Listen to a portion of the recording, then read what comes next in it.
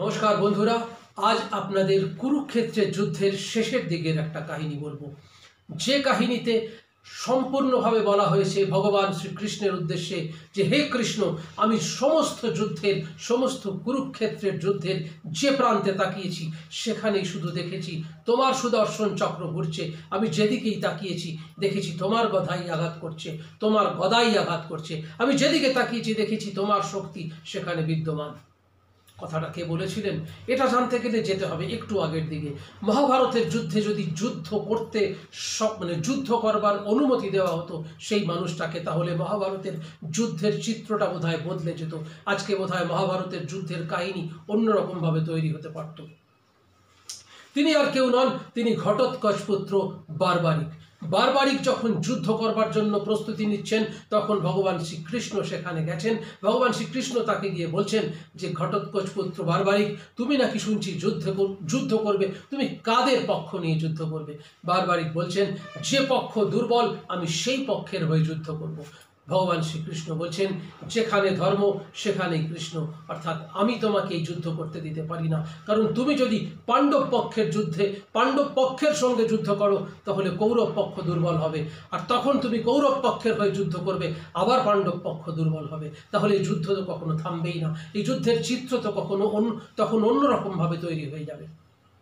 তো তখন বারবারিক ভগবান শ্রীকৃষ্ণকে বললেন যে তুমি আমার গুরুদেব শ্রীকৃষ্ণ, তুমি বলো আমার এই মুহূর্তে কি করা উচিত। ভগবান শ্রীকৃষ্ণ তখন বললেন, আমি যদি তোমার গুরু হয়ে থাকি তাহলে তুমি আমায় গুরু দক্ষিণা দাও। এক কথায় ঘটোৎকচ পুত্র বারবারিক বললেন, ঠিক আছে প্রভু, আপনি আমার থেকে কি গুরু দক্ষিণা চান বলুন। ভগবান শ্রীকৃষ্ণ তৎক্ষণাৎ বললেন, বারবারিক আমাকে তোমার মাথাটা দিতে হবে। বারবারিক বললেন, ঠিক আছে ভগবান শ্রীকৃষ্ণকে আমি আমার মাথা অর্পণ করব, কিন্তু তার আগে আমাকে একটি কথা আপনাকে দিতে হবে।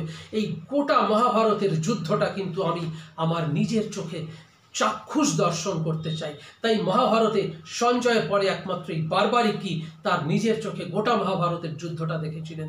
ওই কাটা মাথাটিকে ভগবান শ্রীকৃষ্ণ একটি উঁচু পাহাড়ের ওপরে রেখে দিয়েছিলেন, সেখান থেকে বারবারিক সমস্ত যুদ্ধটা দেখেছিলেন।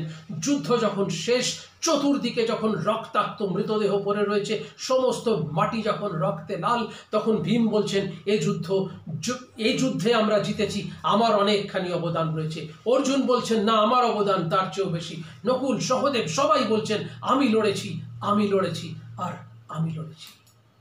ভগবান শ্রীকৃষ্ণ তখন বললেন, ঠিক আছে তোমরা লড়াই বন্ধ করো, আমি তোমাদেরকে বলে দিচ্ছি, একজন বলবেন তিনি মহাভারতের যুদ্ধ বাইরে থেকে দেখেছেন সম্পূর্ণ, তিনি বরঞ্চ বলবেন যে এই যুদ্ধের আসল বিজয়ী কে।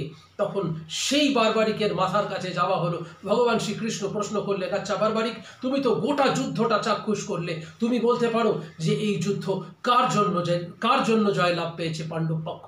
বারবারিক বললেন, প্রভু, আমি গোটা যুদ্ধটাকে যখন চাক্ষুষ করছি, যখন ভাই ভাই লড়াই করছে, তখন চতুর্দিকে আমি তাকিয়ে দেখেছি, আমি যেখানে তাকাচ্ছি সেখানেই দেখেছি যথা ধর্ম তথা কৃষ্ণ, অর্থাৎ ধর্মের পক্ষে অন্যায়ের বিপক্ষে লড়াই যখন হচ্ছে, তখন দেখছি আমি যেদিকেই তাকাচ্ছি, যখন অর্জুন তীর ছুটছেন সেখানে আমি দেখতে পাচ্ছি ভগবান শ্রীকৃষ্ণ তীর ছুটছেন, যখন ভীম গদার আঘাত করছে আমি দেখছি ভগবান শ্রীকৃষ্ণ গদা চালাচ্ছেন। অর্থাৎ সমস্ত যুদ্ধ জুড়ে ছিল শুধু তুমি কৃষ্ণ, শুধু তুমি। এই ছিল আজকের গল্প। যদি আপনাদের ভালো লাগে আমার চ্যানেল সাবস্ক্রাইব করবেন এবং আমাকে লাইক শেয়ার কমেন্ট করবেন। অবশ্যই শেয়ার করবেন, লাইক করুন বা না করুন, কমেন্ট করলে মনটা ভালো লাগবে, আর শেয়ার করলে আমার পরবর্তী প্রজন্ম জানতে পারবে আমরা কোন ধর্ম থেকে বিলং করি, আমাদের সনাতন ধর্ম কি এবং মহাভারত কেমন ছিল। দেখতে থাকুন, সঙ্গে থাকুন। নমস্কার।